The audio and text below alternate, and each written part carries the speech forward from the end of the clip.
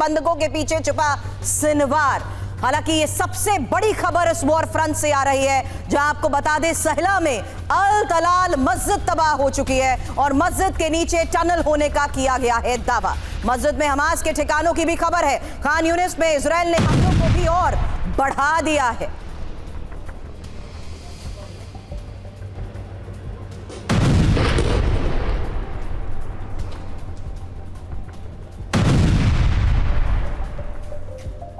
और दक्षिण गाजा में आईडीएफ के विध्वंसक हमले को लेकर बड़ी खबर आई। खान यूनिस में हमास के ठिकाने को तबाह कर दिया गया। रिहायशी इलाकों में आईडी ब्लास्ट। ये तस्वीर देखिए।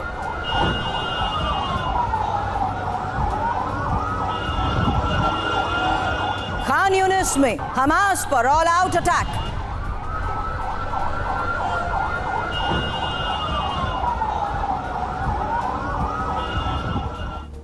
गाजा में अब तक की सबसे घातक बमबारी। एक और बड़ी खबर दक्षिण और सेंट्रल गाजा में एयर अटैक को लेकर। 24 घंटे में 249 लोगों की मौत, 510 घायल। गाजा में मौत का आंकड़ा 23,000 के पार हो गया है। जान गंवाने वालों में 70% महिलाएं और बच्चे हैं। फिलिस्तीन के स्वास्थ्य मंत्रालय ने इसको लेकर दावे किए हैं।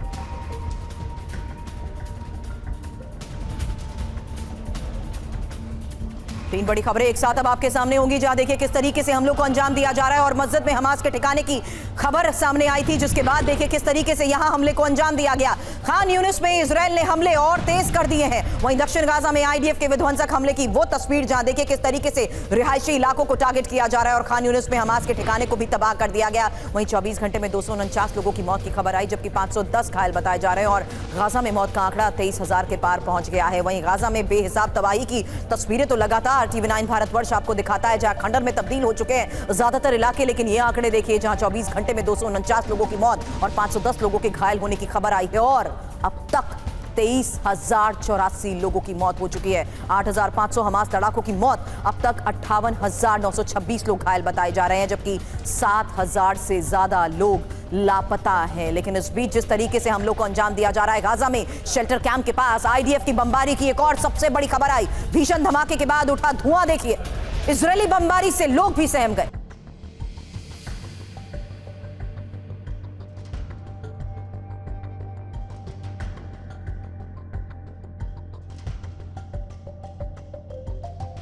हर तरफ हमले के बाद चीख पुकार, जान बचाकर भागते नजर आए लोग।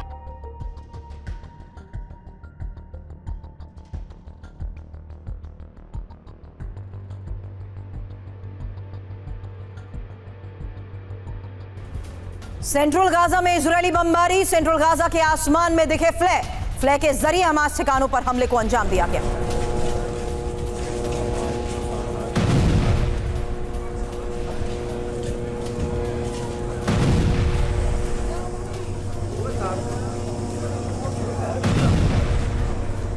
दक्षिण गाजा में ही पहली बार हमास का रॉकेट अटैक हुआ। एक और बड़ी खबर आई, राफा से हमास ने दागे 10 रॉकेट। इजरायली सैन्य बेस को निशाना बनाने की ये कोशिश।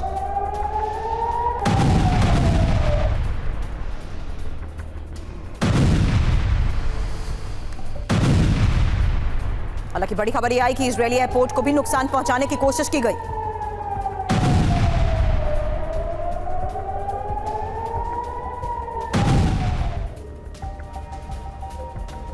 और अब सबसे बड़ी खबर, जहां बंधकों के पीछे छुपा सिनवार, क्योंकि हमास डेप्यूटी चीफ सिनवार की लोकेशन का पता चला है। और यानी सिनवार के टनल लोकेशन को लेकर हुआ है खुलासा।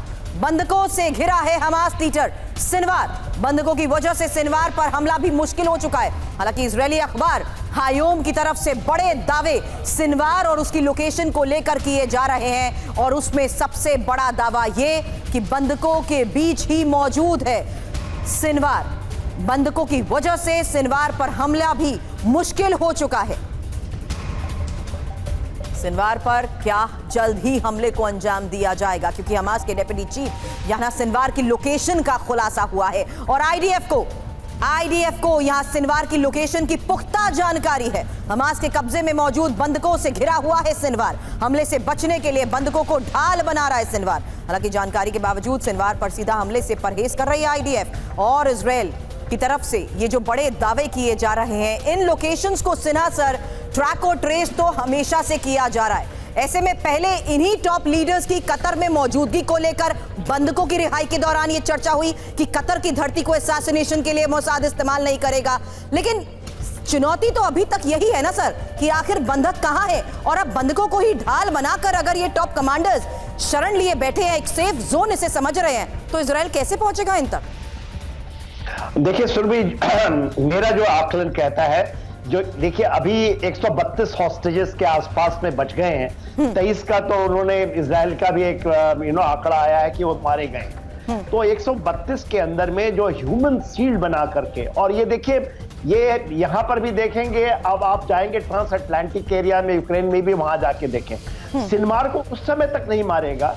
मेरा ये पूरा मानना है इजराइल जब तक कि वो पूरा काबू ना कर ले खान यूनिस में। देखिए नॉर्थ गाजा तो उसने कल ही कर दिया कि मोर लेस उन्होंने वहां से हमास हमला नहीं कर सकता, क्योंकि जिस तरह से बेत लहिया, बेत हनन, उसके बाद गाजा सिटी उसके साथ में, आप जो आज बता रही थी, जो आपने अभी थोड़ी देर पहले कवर किया था, सेंट्रल गाजा। सेंट्रल गाजा पे यदि आप आती हैं तो वहां देरा अल बलाद का इलाका है, वहां 4 रिफ्यूजी कैंप्स हैं, वो भी एक बहुत बड़ा इलाका है। वहां तो अभी ऑपरेशंस, एक आपने अभी बहुत अच्छा एक खबर दिया कि रफा से वो अभी फायर कर रहे हैं मिसाइल।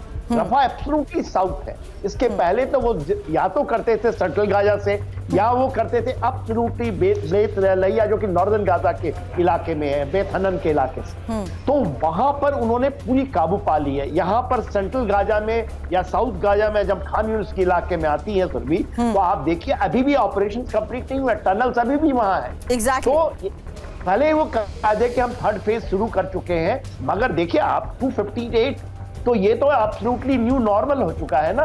पहले 250 के आसपास कैजुअलिटी होता था, कहते थे कि अभी आग लग गई।